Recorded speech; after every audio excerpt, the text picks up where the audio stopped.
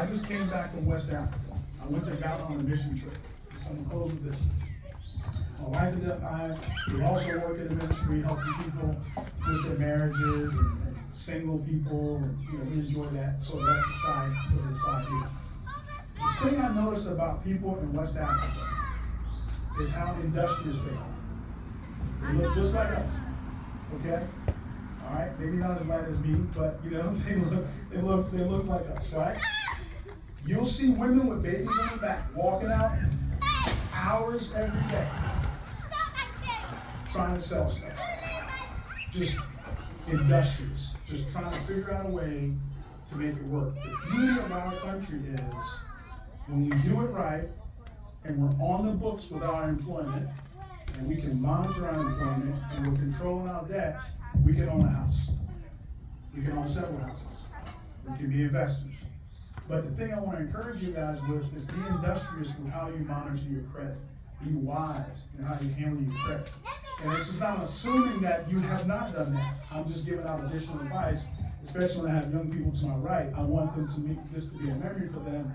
Man, that old guy who here many years ago said, take care of your credit. Okay? Right. Take care of your credit, because that's going to save you hundreds of thousands of dollars. That's going to help you get into college.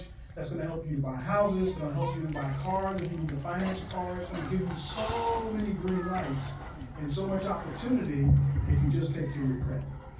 So this is not an indictment on those who may not have good credit. I just told you my story about my credit and how important it is to make sure you do everything you can to reconcile that, because that is what makes you relevant. That's how the world sees you. In many ways, they see you based on your credit. And then you're not borrowing money from situations. We borrowed money from some of these financial houses that, man, oh my gosh.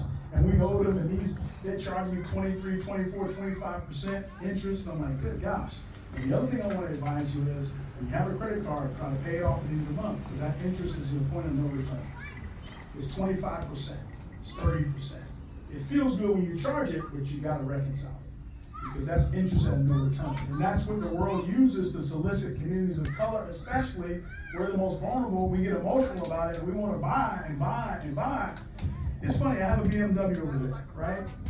That's all what I always wanted. I financed the car.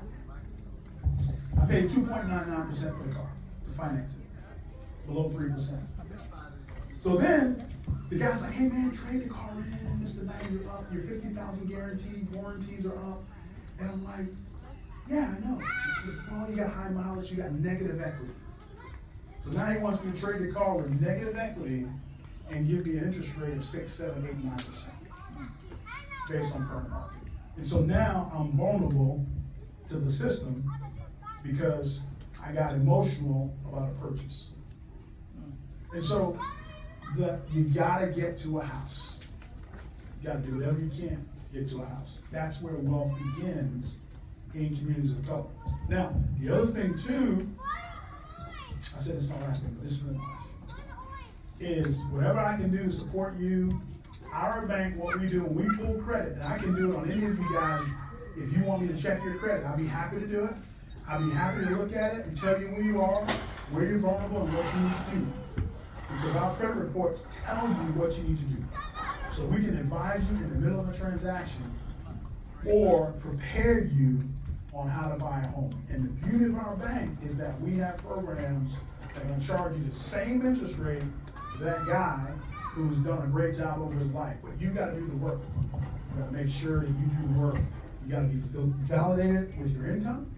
You got to make sure your credit is solid. And you got to be on time with your bills. And so all those things, and this is not an indictment, again, I'm not speaking down. I'm just trying to inform you as a bank on what I see, sort of like a doctor, and how I want to help our community be able to experience homeownership. Okay? So good to meet you guys. Thank you for having me. Appreciate it. Hey, thank you.